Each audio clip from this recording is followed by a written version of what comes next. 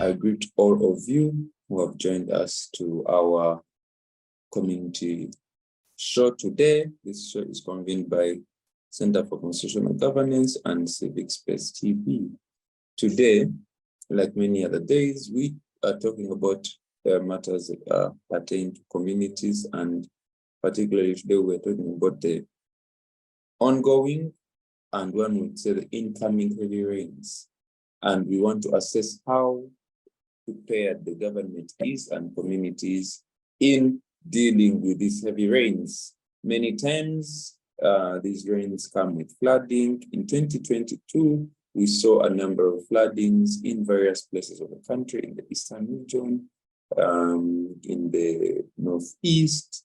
We also saw in the western part of Uganda a lot of flooding. Of course, in central, specifically Kampala, flooding is a usual case. Many people lose their lives through these floods. Also, farmers bear the heaviest brunt of these heavy rains because of the inconsistency in the weather patterns currently, but also in the way there is usually lack of preparedness by the farmers and also government.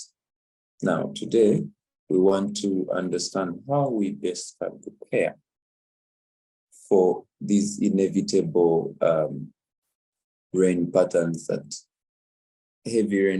that will occur. Now, the Meteorological Authority of Uganda has given us warnings, and between March to May, there will be heavy rainfall in key places of the country, and still Northeast is going to suffer very heavy rainfall, which is likely to lead into floods. And the eastern central part specifically will also, that is Kisu areas, name it, will suffer serious abnormal rainfalls. Now, I'm joined by colleagues here who will help us understand from a perspective of the community, their own perspective, and also perspective from the farmer's perspective, how we best prepare for these heavy rains. I'll ask each one of them to introduce themselves, and then we shall proceed. I'll begin with Rachel and then Francis. Good afternoon, listeners. My name is Rachael Amongin. I am an assistant communications with the Africa Institute for Energy Governance, and also an internee with Banktrack International, and a farmer. Thank you. Thank you so much. Good afternoon, viewers. My name is Francis Happy Mwirima. I am peace building officer with KRC-UGANDA, also working in the humanitarian sector in the refugee settlement, and I am a farmer also. Thank you. Thank you very much. We want to understand want to help us understand the changing weather patterns, Rachel, we want to help us understand the changing weather patterns and how these are affecting communities and farmers. First and foremost, I would love to state that natural disasters such as flooding can't be prevented, but it's possible to reduce the impact by reducing the vulnerability of the people. So, as we all know, like you mentioned earlier on, the country continues to experience a lot of natural disasters, just as you mentioned, like flooding and landslides or mudslides. So these have all been brought as a result of the climate change that is happening within Uganda as a country, but also the whole world. So, and this also goes back to the fact that most civil society organizations are against developments such as the oil and gas that will increase the impacts of climate change within the country. So if I'm to talk from the perspective of the government, I believe the government of Uganda is not really prepared for such disasters, mainly the flooding disaster, because if you date back to the back experience that we had in what happened in Mbale and also what happens in Karamoja once in a while, this already shows how the government continues to be least prepared with certain issues relating to this. Now, I don't think the government, through maybe the office of the Prime Minister or the Minister of Disaster and Preparedness, has a contingency plan. Within this contingency plan, like every district that is prone to things to do with flooding, there has to be a contingency plan. And this contingency plan encompasses the likelihood of the occurrence. The likelihood of the occurrence is just like you mentioned, the Meteorological Center of Uganda announced that there are going to be floods between March to May, but the likelihood of the occurrence was, we all the time in the news, we get to hear about what is going to happen, but it's not in depth, it's surface kind of information. This is going to occur. Then in the contingency plan, there has to be a potential impact.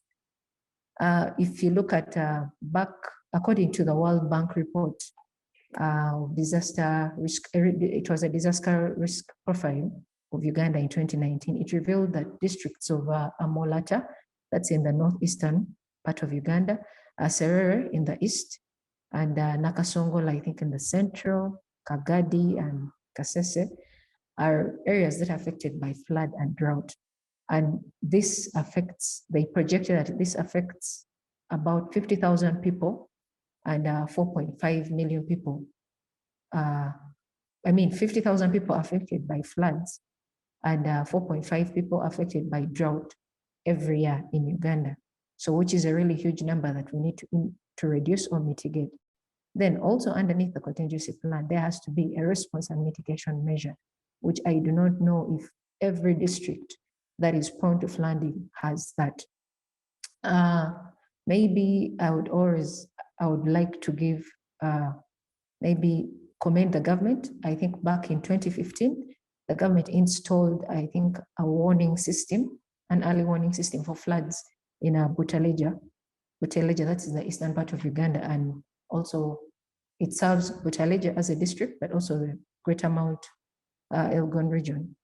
And I remember areas or residents of Butaleja commended the government for that, because many of them survived floods, because it's a system that it's like an alarm, it has a sensor, and it is solar powered.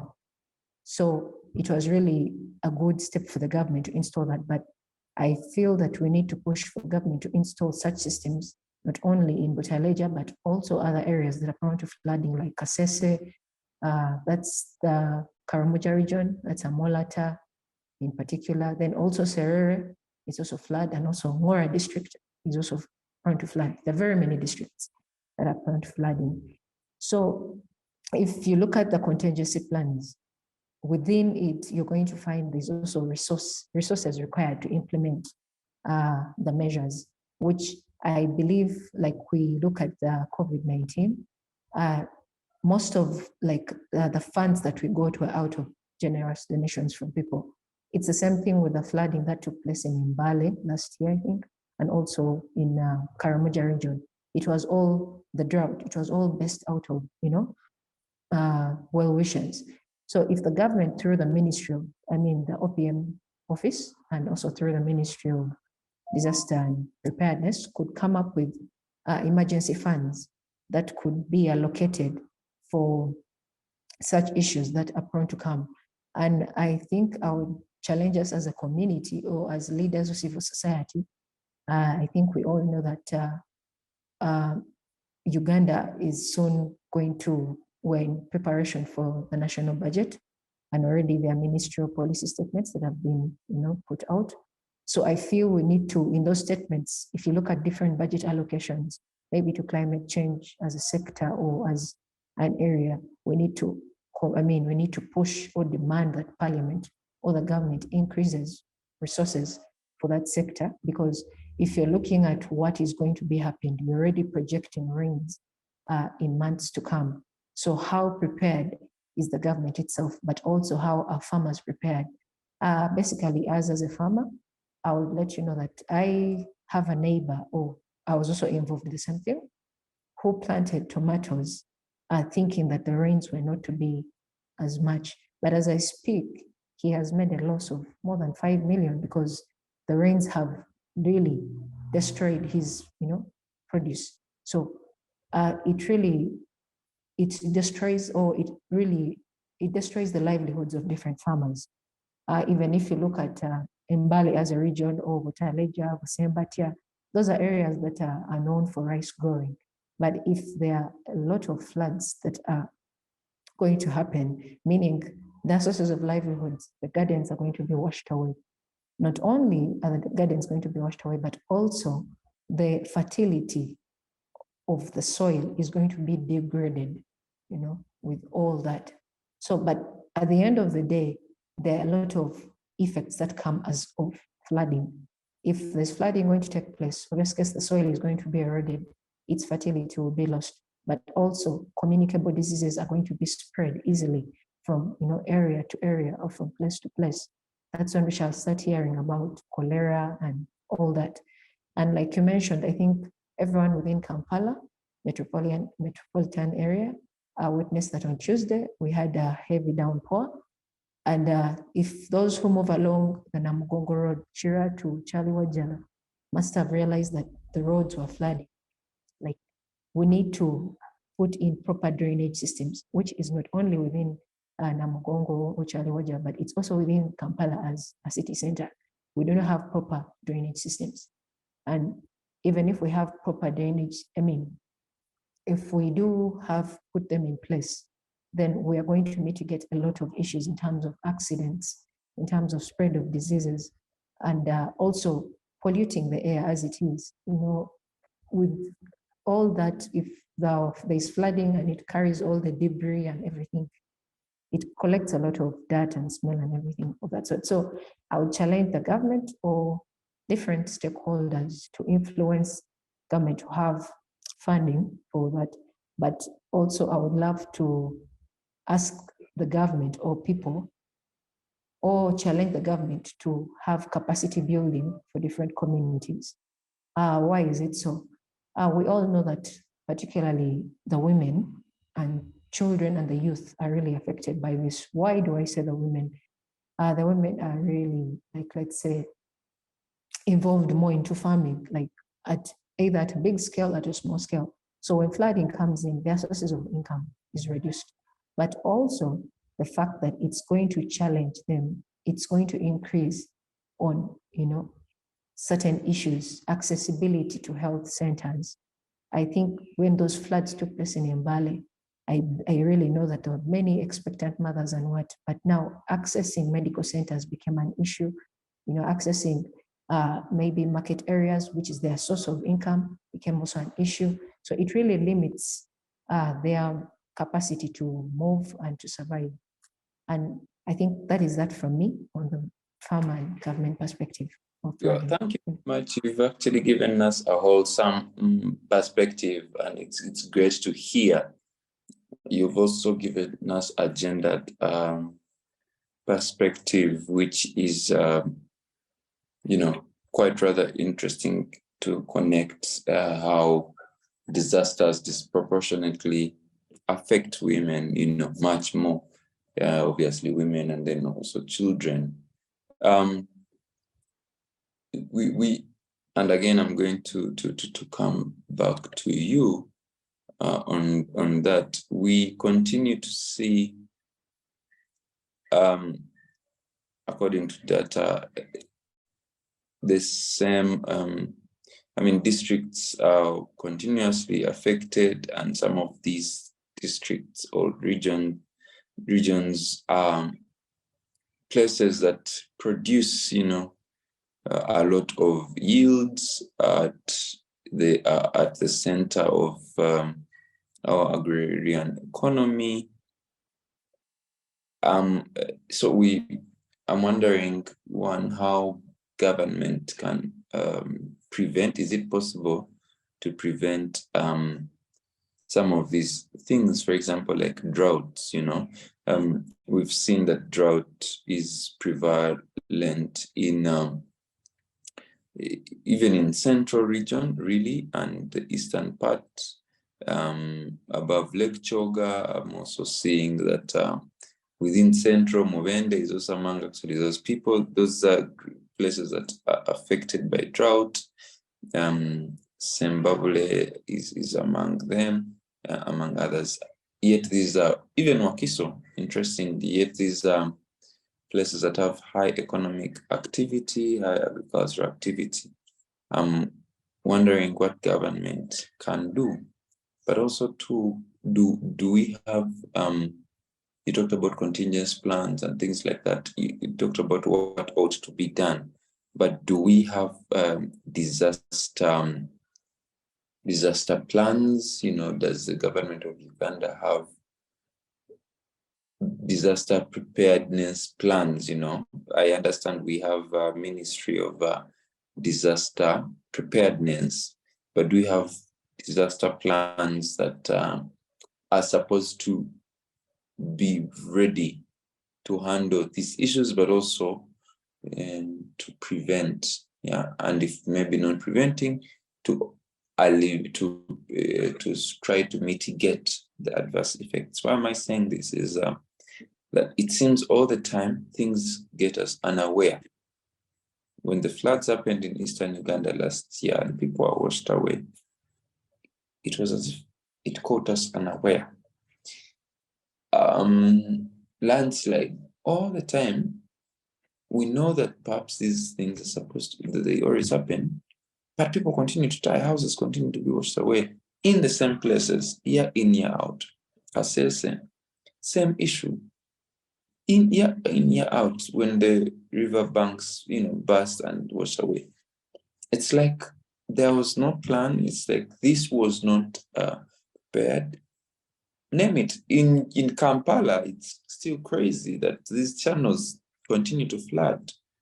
And one would wonder whether we really have disaster preparedness plans, and how are they being implemented, if they're there. If they're not, then you continue to tell us what we can do better. Okay, thank you for that. First and foremost, you ask what the government can do about all the flooding or whatever disasters happen.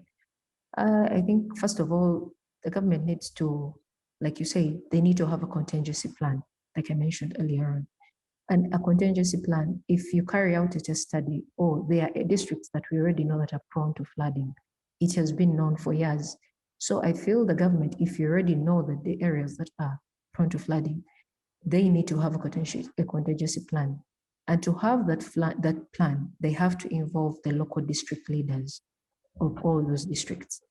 In that, those local district leaders will have a committee amongst themselves that are tasked to always monitor any potential risk factors, that is like the flooding.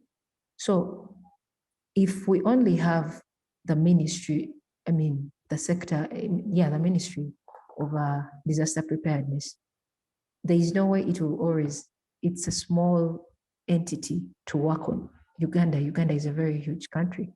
Like, there are very many districts.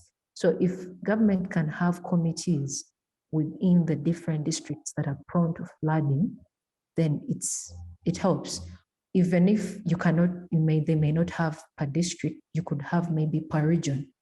We know the floodings take place in Mbale, Butaleja.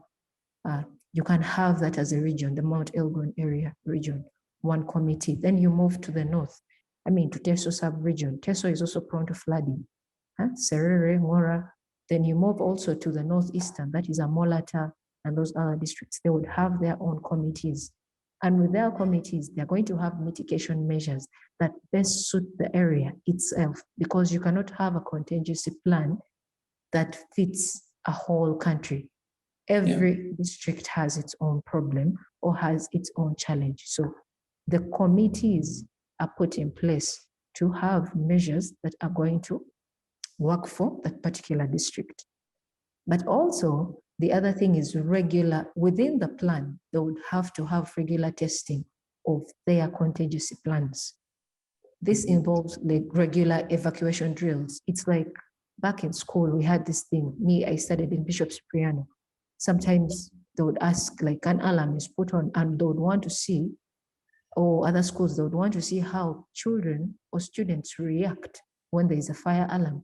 It's a drill that happens, and I believe it happens in most places that really admire or value the lives of the employees or whoever is within the building. You'll have such drills.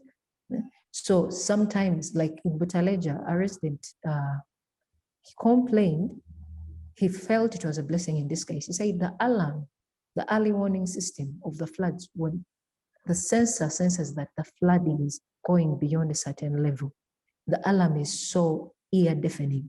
But he says he's happy that it is like that because it serves his family, his 2-month-old child.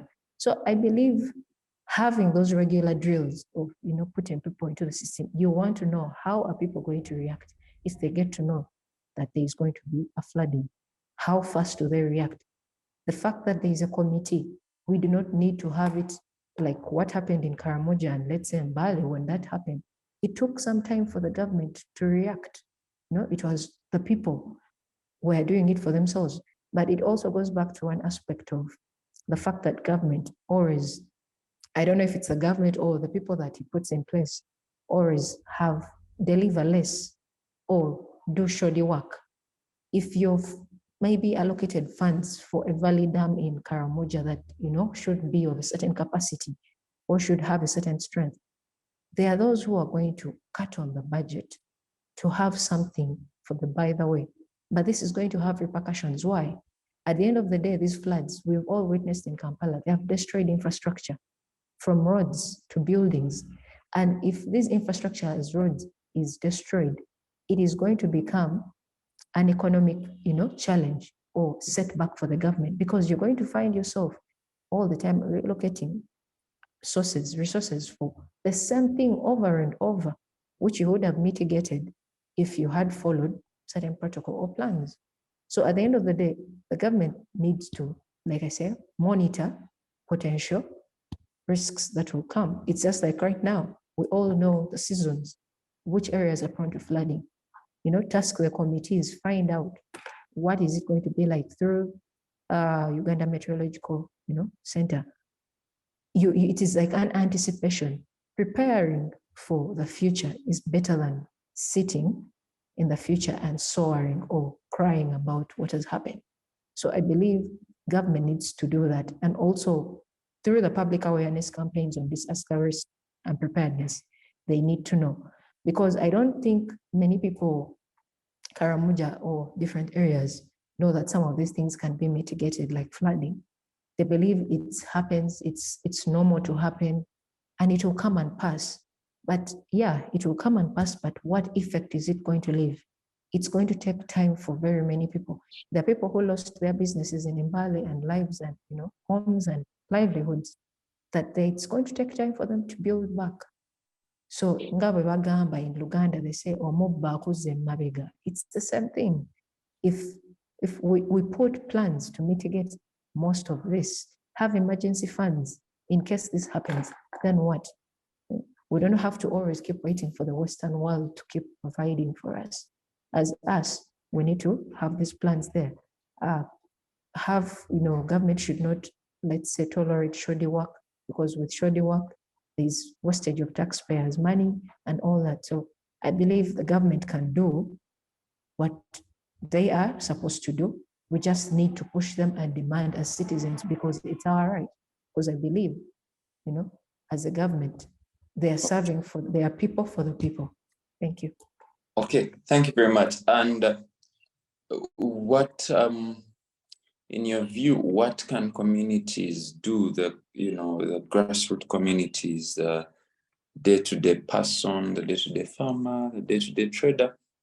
What can we do in, to make sure we are prepared at our small levels? What can we do to make sure we are prepared at our small levels in communities, villages, parishes, wards, to ensure that we are prepared for these disasters, and mainly in the disaster-prone areas, those areas that are prone to floods, droughts, name it.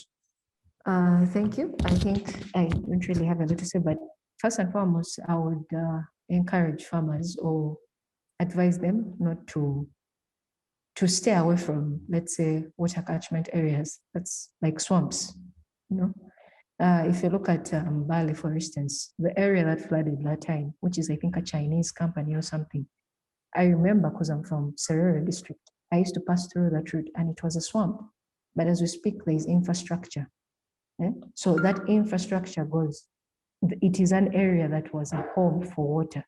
They say water will always find its way home. So I believe not only the farmers, but also the government through the different investors that it gives. It's also the same thing with Masaka Road, those who I think approaching Lukaya. There's also a rice growing, thing. Let's say business there. So we should avoid having, putting up structures or farming around water catchment areas. The other thing as farmers is to have better farming practices. As a farmer, it's like back, I think in the western part of Uganda, when they're farming, the fact that they're around their land is more mountainous, they have something to do with the gullies, or there's how they plant their crops, leaving, I think, a bit of space or something. You create sort of way for water to move.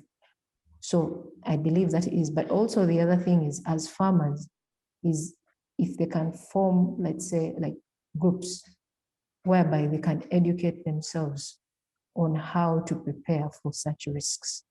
If you know, and if you anticipate that in March, between March to May, there's going to be rain. So what can you do? What other plants can you plant that will not be destroyed? If it means holding off, please hold off, because it makes no sense for you to invest money into something and at the end of the day, it all goes into waste and you lose. So that is it. But also I would challenge the government to increase funding for climate change, preparedness or climate change awareness to different communities, particularly farmers. And also if schools can put it within their curriculum in schools, curriculum, it's also an idea so that the generation that is to come will grow knowing that, because we also grew knowing Mabira forest is a source of rainfall, is a source of food. And that's why we shall keep fighting for forests such as Bugoma, Mabira, Zoka forest, and all that. So it needs to be introduced into curriculums, educating the masses, communities, farmers should prepare for these such risks, and government increasing funds for the climate sector. Thank you. Well, thank you very much for that, and it's resourceful when you also give communities what they have to do. Okay, we have come to to the end of rather this short program, and there have been yes, Awany. Yep, I'm called Bob. I've been I've been riding from where I stay up to my workplace. I'm from Karamoja, especially in Nabilatuk, this local government, or Nabilatuk district. My place of stay is Lolachat sub-county. Yeah, that's as far as introduction is concerned. Otherwise, yes, we would like to hear your contribution to. I'm sorry for joining late because of catch up with other activity. Otherwise, you can take me. Yes, we would like to hear your take on how communities can best prepare for these disasters, you know, such as floods, drought, name it, locusts.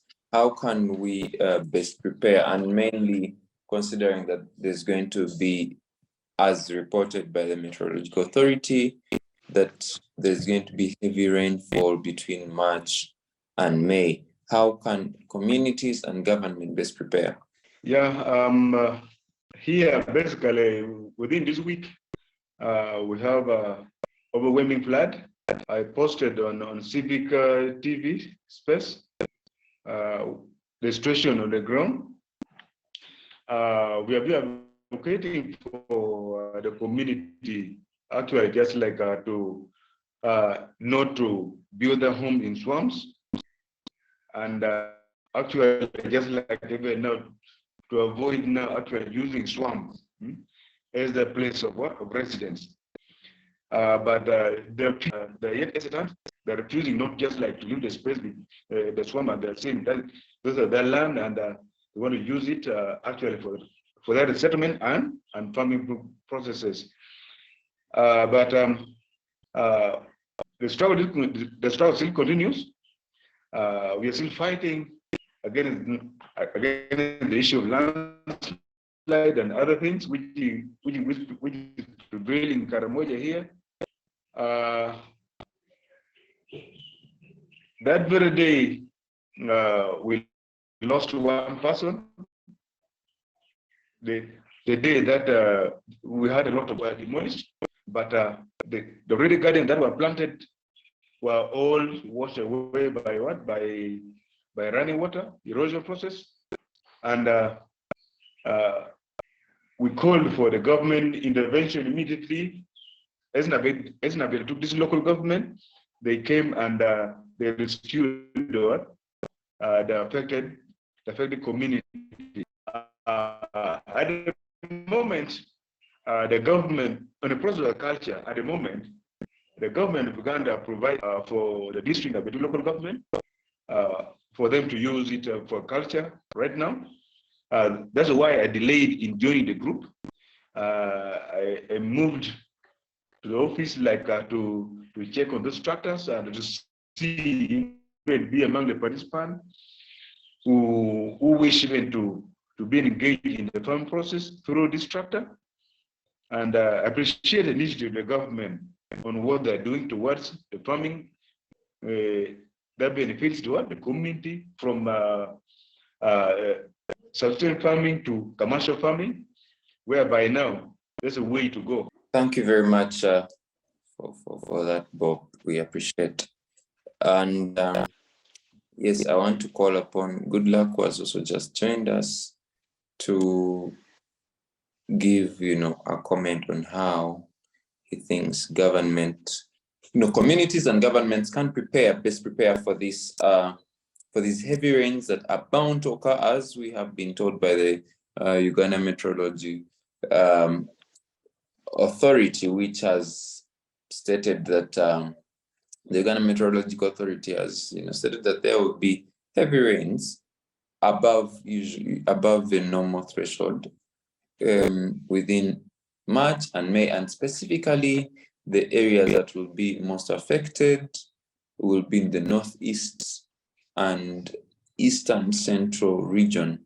Those ones will get quite, you know, some above normal rainfalls. What can be done by communities? What can be done by government and other stakeholders? Over to you, Goodluck. Yeah, we are trying to sensitize the community of the way, at the beginning, the way I stated it. We are trying to sensitize the community of relocating to relocating from the swamp, where the swampy, going to at least a farm place where they can, where the floods cannot affect them directly. And secondly, again, the government to get a place whereby Bob, Bob, I think you have told us that, haven't you? Yeah. Yes, you've told us that. Okay. Right now, the government on Nabilatuk, they have got a land just to resettle the affected community, whereby I know that now by end of the business today, the affected community they will move there and start staying in how do I put it? Because now there is a lot of NGOs in Karmo here that have brought for them what the public, how to put it, these refugees tents, whereby the affected community will be transferred and they start staying there while they decide for a place again, a good place, the houses for the government for them to relocate in. And the issue of livelihood, of feeding them, most of sincerely, most of the NGOs even that have come in, the like of WFP, FAO, that have come in to support the community, the affected community, and still we are not even sitting. Because for me, I'm a Greek officer of one of the sub-county of the town council. I'm a Greek officer of the town council in Nabilatuk district. We have been moving as far as even again giving them opportunity of free plowing, giving them free seeds to make sure that now we settle them properly wherever they are, the government have placed them to be in. Thank you very much. Okay. Thank you very much for being part of this show. Thank you, Rachel, for gracing this show. And I think that what you shared with us will be very instrumental. Yeah. Okay, everyone. Yes, thanks. Good afternoon, viewers. We have had a long dry spell, and definitely there are indications that the rains are going to be. There is a place where they have a sort of like a 10,000 water tank. It just needed 2 days to fill, yet exists. Now, that means the network is not making it easy on us. We cannot hear you. The network is breaking. It's unfortunate that we cannot hear you. I don't know if you can improve that, and then we hear you. But yeah, on top of what the panelists have said, it's important that government puts into place early warning systems. This can be in different regions, like Rachel said, it can be in different regions, different districts, so that the scientists are able to forecast, and the appropriate action that should be taken by the different communities and also government. But also it's important to improve infrastructure. For example, in Kampala, we still have the drainage system that is really dilapidated.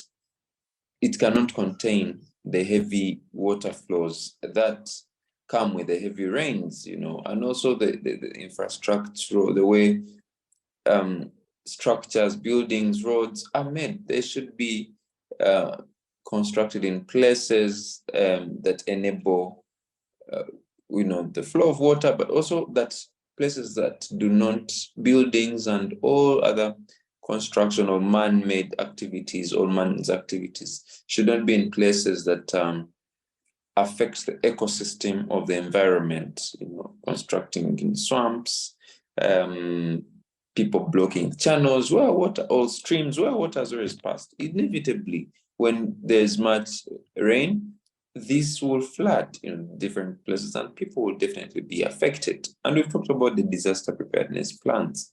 Those are important. Of course, intensifying awareness, to the different people to know the effects of climate change, but also to know, for example, in drought areas and mainly flooded places, farmers have to know the seasons. Gone are the times when we just rely on seasons, So farmers have to know when to have storage, water storage systems, purpose of irrigation. Farmers have to know modern farming, which goes through all their, regardless of the seasons. Farmers have to be aware of which crops are suitable for certain periods of time. That sensitization is very important, and government is supposed to be a key stakeholder in this, but also there should be sensitization on how to handle emergencies and risks, like you told us, Rachel. But importantly, there should be working together of different development partners, of government entities, local government, and all communities to ensure that there is concerted efforts, there is synergies in building preparedness for disasters. If there is something if the network is okay, good luck. I'll allow you an opportunity. Then Rachel, and then we close this conversation. Thank you very much. What is in the wetlands? The wetlands have been where we have broke all the. It is just a disaster in. Yes, Rachel, as we close. Thank you so much. I think I would conclude by I'd forgotten to point out one point. I think the government should also have a climate change adaptation into official local plans, like local government plans. Things to do with climate change adaptation, I think, are within at only up like government level, but not low at the district level. So it's something that they need to have in place, which I know they do have, maybe, but they need to revise it and update it, and have the different local governments or communities adopt those measures. So like you mentioned earlier on, farmers need to be encouraged on what plants or what crops to be planted based on the seasons. And like we all know that we also would love to encourage the government to use the different media outlets, whether traditional or new media, that can be social media, can be radio, or through local leaders, religious leaders, to continue creating awareness or preparing the different communities of the different, ways to prepare for risks to come. That's why, like you say, government is a major stakeholder, but there are very many stakeholders that are involved. So both at local and national level. So thank you for that. In the humanitarian setting, in the Bid refugee settlement, and I'm also a farmer. Looking at the seasons in Uganda, the Uganda National Meteorological Center Authority have already given their projections of the type of rains and the amount of rains that we are supposed to receive this season. You will realize that as we handle this, we need to prepare from both sides. The government has to prepare, the farmers themselves have to prepare, and other agencies also have to come in. Now, we are torn between a number of issues. When there is drought, it is drought throughout. And these days we call them prolonged droughts. When there are rains, we find the heavy rains, equatorial rains, and now the El Nino rains. Now, these rains are also prolonged in nature, and the ability of the farmer to fully utilize the rains and all the government to fully stand the repercussions of the long rains is one thing that is wanting. I'm looking at the preparedness of government. One is through the early information that was provided by the Meteorological Authority.